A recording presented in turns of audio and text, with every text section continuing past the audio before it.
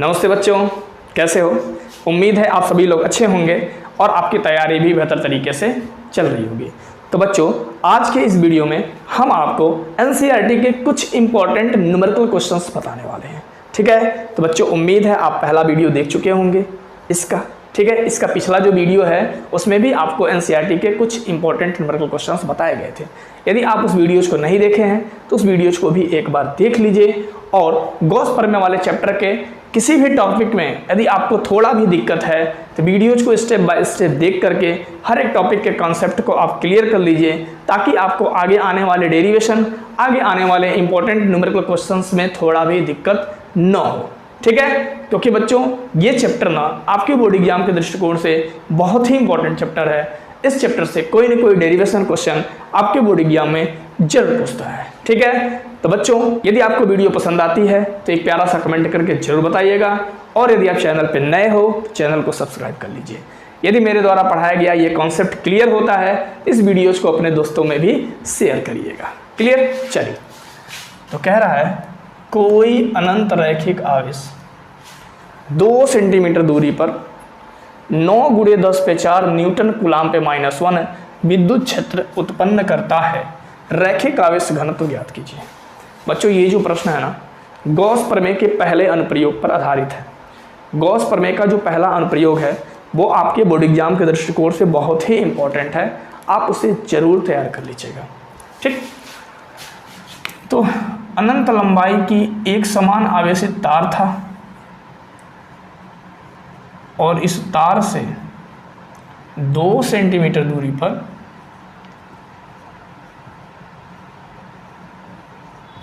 जो आपका वैद्युत क्षेत्र की तीव्रता है वो 9 × 10⁴ न्यूटन बटे कूलाम। रैखिक आवेश घनत्व हमको ज्ञात करना है। रैखिक आवेश घनत्व का मतलब हमें लैम्डा ज्ञात करनी है। मतलब आर का मान बच्चों दे रखा है 2 सेंटीमीटर, सेंटीमीटर को आप मीटर में बदल दो तो यहाँ बच्चों हो जाएगा 2 × 10⁻² मीटर। क्लियर? और वैद्युत क्षेत्र की तीव्रता आपका दे रखा है 9 × 10⁴ न्यूटन बटे कूलाम। हमें बच्चों निकालना है रैखिक आवेश घनत्व, और रैखिक आवेश घनत्व को हम रिप्रेजेंट करते हैं लैम्डा से। किससे रिप्रेजेंट करते हैं? लैम्डा से रिप्रेजेंट करते हैं। अब आप जरा ध्यान दीजिए। तो बच्चों इस बिंदु पर जो वैद्युत क्षेत्र की तीव्रता उत्पन्न होती है उसका जो सूत्र होता है ना, E बराबर होता है 1/4 पाई एप्सिलॉन नॉट 2 लैम्डा अपान होता है R। E का मान बच्चों कितना है? E का मान है 9 × 10⁴, और इसकी जो वैल्यू है कितना होता है बच्चों? 9 × 10⁹ 2, और लैम्डा की वैल्यू हमको निकालनी है, और R का मान बच्चों दिया है 2 × 10⁻²। क्लियर? अब आप ध्यान दें। तो बच्चों 2 से 2 कैंसिल हो गए, 9 से 9 कैंसिल हो गए। अब इनका आप क्रॉस मल्टीप्लाई कर दो। क्लियर? अब देखिए 10 पे -2 को आप इधर लाओगे तो 10 पे 4 × 10 पे -2, और 10 पे 9 है ना, उसको आप नीचे ला दो तो ये हो गया 10 पे 9 बराबर हो गया लैम्डा। क्लियर? तो बच्चों बेस सेम पावर ऐड, 4 में -2 को ऐड करोगे तो 10 पे होगा +2, और 10 पे -9 को आप ऊपर ले जाओगे ना तो नीचे प्लस है तो ऊपर जाएगा तो माइनस में हो जाएगा लैम्डा। तो बच्चों लैम्डा रैखिक आवेश घनत्व तो आपका निकल के आ गया। बेस सेम पावर ऐड, 2 में -9 को ऐड करोगे तो यह आपका हो जाएगा -7, और इसका मात्रक होगा बच्चों कूलाम बटे मीटर। क्या होगा? कूलाम बटे मीटर। ये है आपका प्रश्न। तो बच्चों उम्मीद है ये प्रश्न आपको बेहतरीन तरीके से समझ में आया होगा। ठीक है, तो बच्चों यदि आपको ये प्रश्न मैं समझाने में सफल रहा तो एक प्यारा सा कमेंट करके जरूर बताइए, और इस वीडियोज को अपने दोस्तों में भी शेयर कर दीजिए।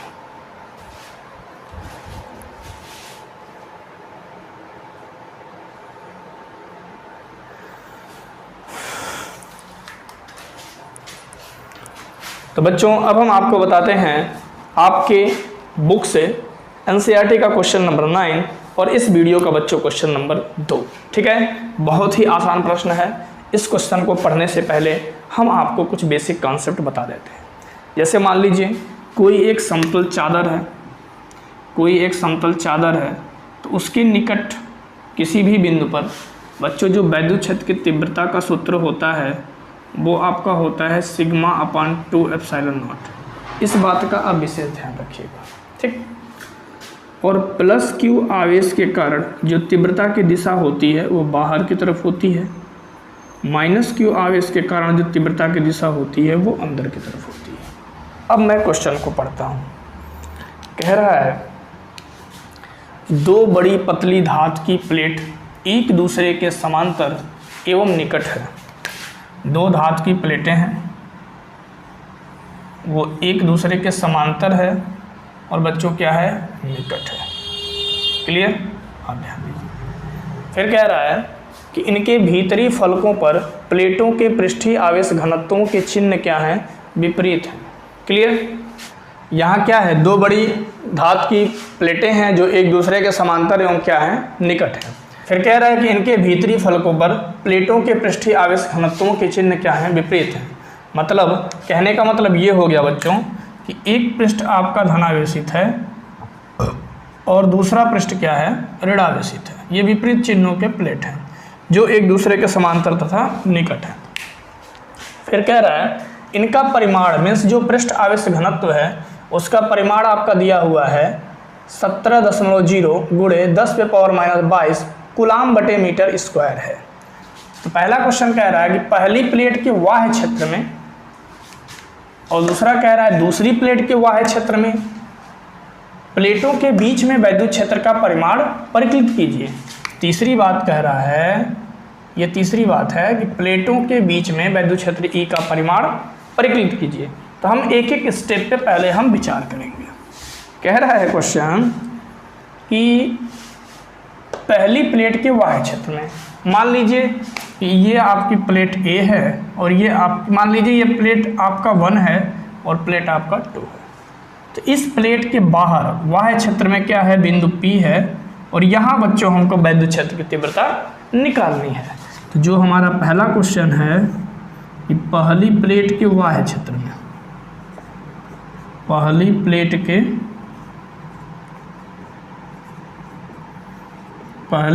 के बाह्य क्षेत्र में, ठीक है, तो यहाँ बिंदु P है। अब मेरी बात को समझिएगा, मैं डायरेक्ट सॉल्व करूँगा। तो इस प्लेट के कारण जो यहाँ वैद्युत क्षेत्र की तीव्रता उत्पन्न होगी उसकी दिशा बच्चों क्या होगी, बाहर की तरफ होगी। अभी हम आपको बताए थे कि धन आवेश के कारण जो वैद्युत क्षेत्र की तीव्रता की दिशा होती है वो बाहर की तरफ होती है।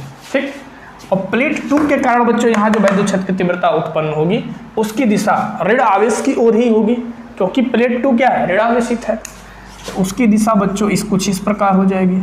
अब देखिए, तो जब तीव्रता E1 और E2 एक दिशा में होते हैं तो बच्चों जो परिणामी तीव्रता होता है इनके योग के क्या होता है, बराबर होता है।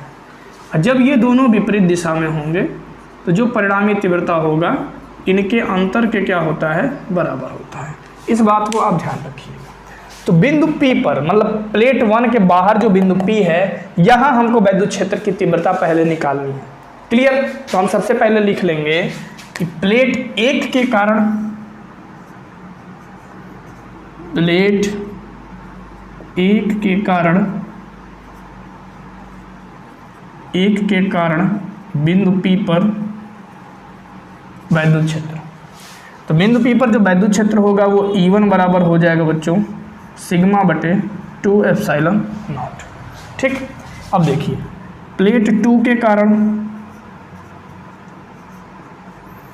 बिंदु P पर वैद्युत क्षेत्र वो क्या होगा, E2 बराबर हो जाएगा सिग्मा बटे 2 एप्सिलॉन नॉट, क्योंकि यही सूत्र होता है प्लेट के निकट में। ठीक है, किसी भी बिंदु पर वैद्युत क्षेत्र की तीव्रता का जो मान होता है सिग्मा बटे 2 एप्सिलॉन नॉट होता है। ठीक है, अब देखिए बिंदु P पर परिणामी वैद्युत क्षेत्र क्या होगा, बिंदु P पर परिणामी वैद्युत क्षेत्र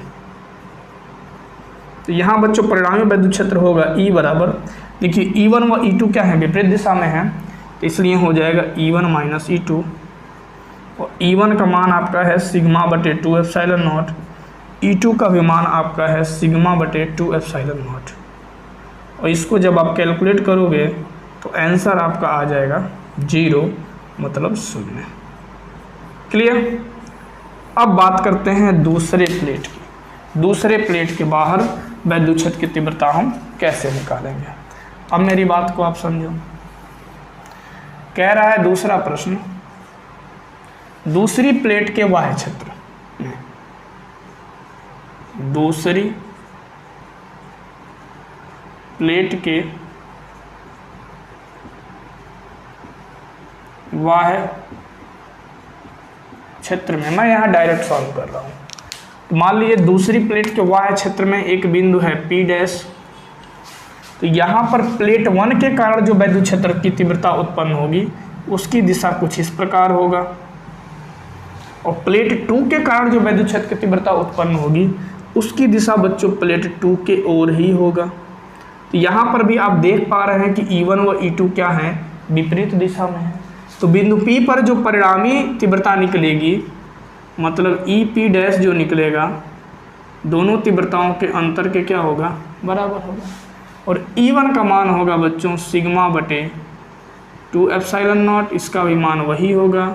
इसको जब आप घटाएंगे तो ये भी वैल्यू क्या आ जाएगा, 0 आ जाएगा। क्लियर। अब बात करते हैं तीसरे कंडीशन की।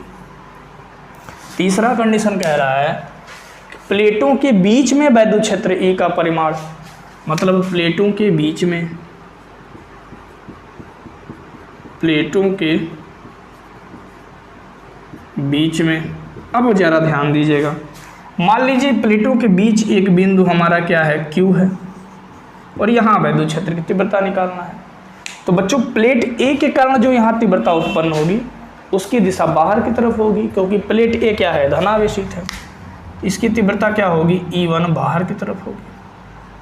और प्लेट 2 के कारण जो वैद्युत क्षेत्र की तीव्रता उत्पन्न होगी उसकी दिशा प्लेट 2 की ओर ही होगी, क्योंकि प्लेट 2 क्या है, ऋणावेशित है। तो बच्चों इसके कारण जो तीव्रता उत्पन्न होगा वो आपका हो जाएगा E2। अब आप यहाँ देख पा रहे हैं कि E1 और E2 क्या है, दोनों एक ही दिशा में है, इसलिए बिंदु Q पर जो आपका वैद्युत क्षेत्र की तीव्रता उत्पन्न होगी, इस परिणामी जो तीव्रता होगी वो आपका इन दोनों के योगफल के क्या होगा, बराबर होगा। और E1 का मान होगा बच्चों सिग्मा बटे 2 एप्सिलॉन नॉट, E2 का मान होगा सिग्मा बटे 2 एप्सिलॉन नॉट। दोनों का आप क्या करो, एलसीएम ले लो, तो सिग्मा प्लस सिग्मा, या इसको आप लिख सकते हो 2 सिग्मा बटे 2 एप्सिलॉन नॉट, 2 से 2 कैंसिल हो गया। तो बिंदु Q पर जो वैद्युत क्षेत्र की तीव्रता आ गई वो आपका आ गया सिग्मा बटे एप्सिलॉन नॉट। ठीक है। तो आपके क्वेश्चन में सिग्मा क्या है, पृष्ठ आवेश घनत्व है, और पृष्ठ आवेश घनत्व का जो मान दे रखा है वो आपका दिया है 17.0 गुणे 10⁻⁻22। ठीक। और निर्वात की विद्युतशीलता का बच्चों जो मान होता है वो आपका होता है 8.85 गुणे 10⁻12। अब आप इसे कैलकुलेट करेंगे। ठीक है। जब आप इसे कैलकुलेट करेंगे तो इसका आंसर आएगा 1.92 गुणे 10⁻10 न्यूटन बटे कूलम। ठीक है। 1.92 गुणे 10⁻10 न्यूटन बटे कूलम। तो बच्चों उम्मीद है कि ये भी प्रश्न आपको अच्छे से समझ में आ गया होगा। ये सभी के सभी प्रश्न गॉस प्रमेय के अनुप्रयोग पर आधारित हैं। तो बच्चों गॉस प्रमेय के जो भी अनुप्रयोग हम पढ़ा रखे हैं स्टेप बाय स्टेप आपको वीडियोस का प्लेलिस्ट में मिल जाएगा। आप सभी अनुप्रयोग को सीख डालिए, क्योंकि इस चैप्टर से गॉस प्रमेय के अनुप्रयोग में से कोई न कोई एक अनुप्रयोग आपके बोर्ड पेपर में 5 नंबर में पूछता है। बात क्लियर। और यदि आपका अनुप्रयोग क्लियर रहेगा तो उससे संबंधित जो न्यूमेरिकल क्वेश्चंस आएंगे उसको भी आप बहुत आसानी से कर पाएंगे। क्लियर।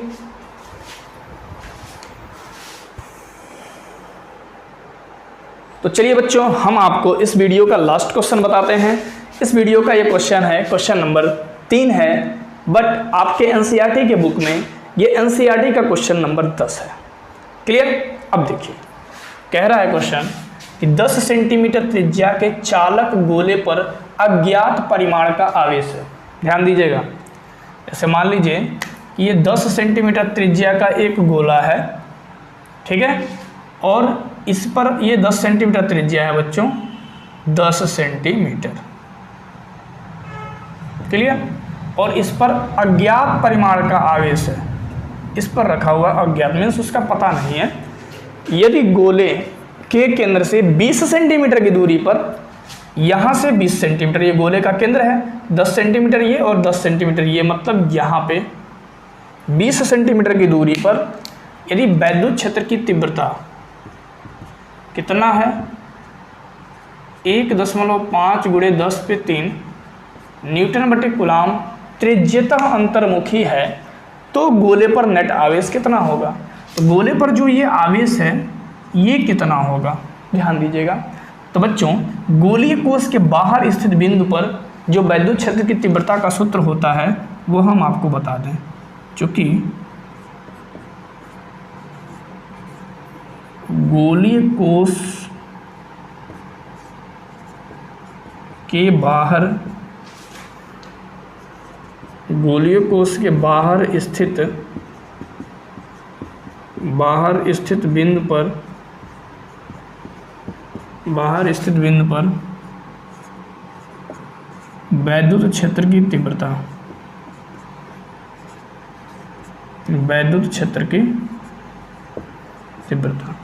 तो बच्चों बाहर स्थित बिंदु पर जो वैद्युत क्षेत्र की तीव्रता का सूत्र होता है वो आपका होता है E बराबर 1/4πε0 Q/r²।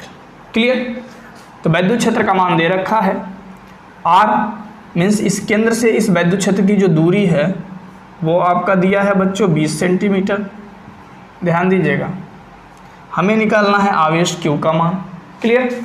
अब देखिए मीन्स आवेश Q का मान हमको निकालना है और E का मान दे रखा है 1.5 गुणे 10⁻³ न्यूटन बटे कूलाम, और गोलीय कोश के केंद्र से उस बिंदु तक की दूरी जहाँ वैद्युत क्षेत्र की तीव्रता इतना है, कितनी दूरी है 20 सेंटीमीटर। 20 सेंटीमीटर, तो सेंटीमीटर को जब आप मीटर में बदलते हो तो 10⁻² से बच्चों क्या करोगे, गुना कर लोगे। क्लियर। अब देखिए हमें निकालना है आवेश Q का मान, इसको आप बना लो समीकरण नंबर 1। अब लिख देना समीकरण 1 से E के जगह हम वैल्यू लिख देंगे 1.5 गुणे 10⁻³ बच्चों इसकी जो वैल्यू होती है क्या होती है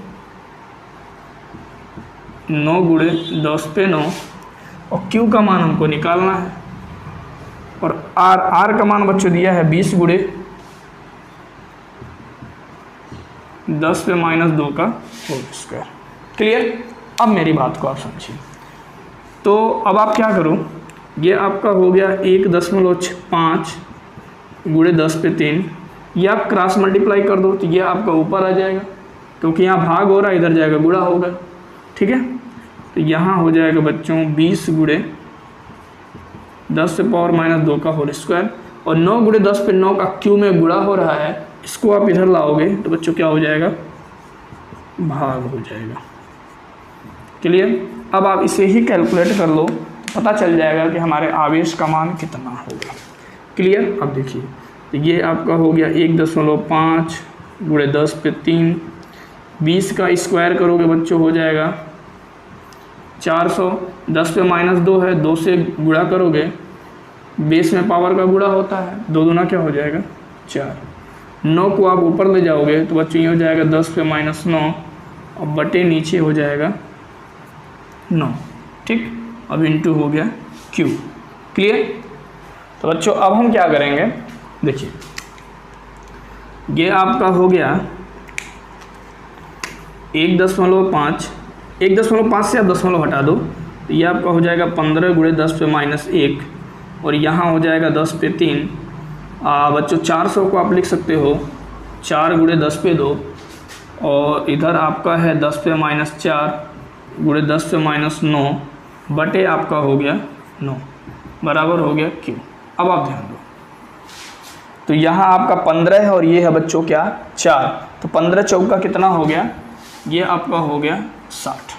ठीक है, और सबका बेस सेम है तो पावर ऐड होगा, प्लस वाले को पहले जोड़ दो, 3 2 क्या हो गया 5, फिर माइनस वाले को जोड़ो, -1 -4 -5 और 9 -14, तो +5 और -14 में, +5 में जब -14 को जोड़ोगे तो आ जाएगा बच्चों 10 पे पावर -9 और नीचे आपका हो गया 9 बराबर हो गया Q। ठीक है, तो 3 त्रिक का 9 हो गया और 3 20 हम क्या हो गया 60 हो गया। अब आप क्या करोगे, 20 में 3 से भाग दे दोगे, तो 3 से जब भाग दोगे ना तो 3 छके 18, 2 हासिल, दशमलव इधर 0, 3 छक 18, बार बार ये डिजिट रिपीट होगी, मतलब आपकी वैल्यू आ गई 6.67 गुणे 10 पे पावर 9 कूलाम। आवेश का मान ये आपका आ गया। अब देखिए प्रश्न में एक चीज़ कह रहा है कि जो वैद्युत क्षेत्र की तीव्रता है वह त्रिज्यतः अंतर्मुखी है। त्रिज्यतः अंतर्मुखी का मतलब यहाँ जो वैद्युत क्षेत्र उत्पन्न हुआ है उसकी दिशा इसके तरफ है, मतलब त्रिज्या की तरफ है। तो जब यहाँ पे जो आवेश है ना, जब ये ऋण आवेश होगा तभी तो वैद्युत क्षेत्र की तीव्रता की दिशा अंदर की तरफ होगी। तो आप लिख देंगे चूँकि वैद्युत क्षेत्र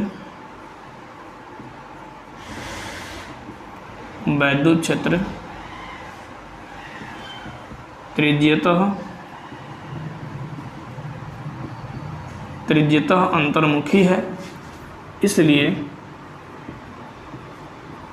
आवेश, जब वैद्युत क्षेत्र त्रिज्यतः अंतर्मुखी है मतलब त्रिज्या की तरफ उसका मुंह है, इसका मतलब ये समझिए। तो जब इधर जो आवेश होगा, यदि धनावेश होता तो वैद्युत क्षेत्र की तीव्रता की दिशा बाहर की तरफ होती। अब कह रहा है कि वैद्युत क्षेत्र की तीव्रता क्या है, त्रिज्यतः अंतर्मुखी है, इधर की तरफ है। इसका मतलब ये है कि जो हमारा आवेश है वो क्या है, ऋण आवेश है, ऋण आवेश है। इसलिए Q बराबर हो जाएगा -6.67 गुणे 10 पे पावर -9 कूलाम। क्लियर। तो बच्चों उम्मीद है आज का सेशन आपको बहुत ही बेहतरीन तरीके से समझ में आया होगा। तीनों क्वेश्चन अपने आप में बहुत ही इंपॉर्टेंट क्वेश्चन है और इन क्वेश्चन से संबंधित जो गॉस प्रमेय के अनुप्रयोग हैं वो सभी के सभी अनुप्रयोग आप अच्छे से सीख लीजिए। किसी भी टॉपिक में आपको दिक्कत हो तो वीडियो को रिपीट करके देख लीजिए, ताकि ये गॉस के प्रमेय तथा वैद्युत फ्लक्स वाला चैप्टर आपको बहुत आसानी से समझ में आ जाए और अच्छे से क्लियर हो जाए। ठीक है, क्योंकि बच्चों इसमें से आपके बोर्ड पेपर में कम से कम 5 नंबर का क्वेश्चन पूछता है। क्लियर है। तो चलिए मिलते हैं किसी और नेक्स्ट वीडियो में किसी और नेक्स्ट इंपॉर्टेंट टॉपिक के साथ।